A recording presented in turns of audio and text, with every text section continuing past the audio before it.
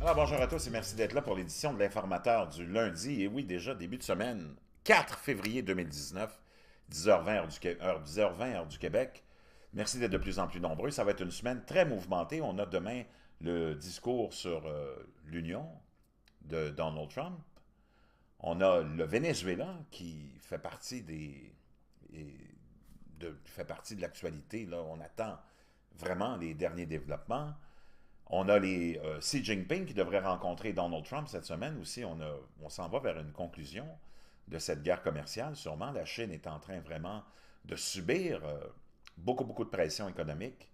La guerre commerciale a beaucoup plus d'effets négatifs pour la Chine que pour les États-Unis. Donc, il y a beaucoup de choses qui vont bouger cette semaine. Pour l'instant, on va aller faire un tour en Europe, chers amis, si vous le voulez bien. Puis on va aller voir ce que Dreuze Info nous apprend concernant l'économie allemande. Et c'est vraiment significatif de ce qui se passe en ce moment en Europe.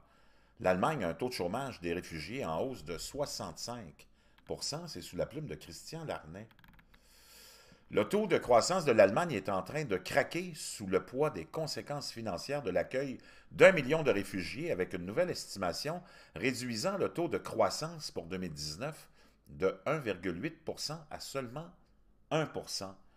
Alors que Peter Altmaier, le ministre de l'Économie et de l'Énergie, blâme le Brexit et le commerce mondial, en particulier les États-Unis, des difficultés intérieures. En réalité, le taux de croissance de l'Allemagne est en baisse constante depuis 2017, tandis que son taux d'inflation est passé d'un creux de 39 dixièmes en 2016 à 1,68% prévu en 2019. Avec de faibles taux de fécondité, une pénurie de main-d'œuvre et un système d'aide sociale qui s'est étiré jusqu'à soutenir un taux de chômage de 65% pour les réfugiés, l'Allemagne n'a pas réussi à résoudre le problème et a plutôt blâmé deux faux facteurs, en fait, dans une tentative de dissimuler et censurer les faits de son échec et de son incapacité à gérer la crise qu'on a initiée.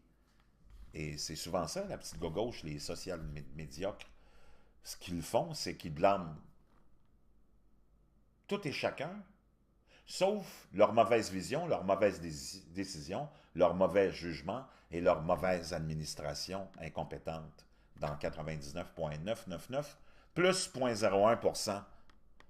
Et il devient évident que l'accord nucléaire iranien est aujourd'hui plus vital que jamais pour soutenir une économie qui est sur le point de sombrer dans une récession, dans un contexte où les entreprises se retirent, car entre l'Iran et les États-Unis, le calcul est vite fait. Ainsi, l'Allemagne, avec la France et le Royaume-Uni, a créé une porte dérobée, un moyen d'échapper aux sanctions américaines sur les relations commerciales avec l'Iran. Le pari consiste en un système de chambres de compensation dans lequel l'argent circule à travers un instrument tiers appelé Instex.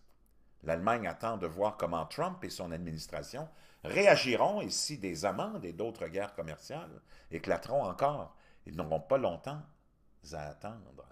Au lieu de négocier avec les États-Unis, Mme Merkel place maintenant l'Allemagne à la croisée des chemins, où des alliances affaiblies pourraient créer une spirale économique à la baisse qui ferait tomber non seulement l'Allemagne, mais aussi l'Union européenne en tant que puissance mondiale. Bien une bonne analyse de Christian Larnay pour Dreuze. Vraiment, voyez-vous, c'est ce qui arrive. Et de plus en plus, c'est exposé. Il faut exposer l'incapacité de la gauche à prendre quelque décision que ce soit, parce qu'elle n'a pas notre intérêt à cœur, et elle n'a pas la rationalité non plus et l'équilibre mental pour gouverner quoi que ce soit. Ces gens-là devraient vraiment prendre du recul, aller s'écouter, aller s'analyser, puis revenir avec de la rationalité et avec, comme but commun, entre nous et eux, le bien-être de la population. Je reviens avec d'autres nouvelles.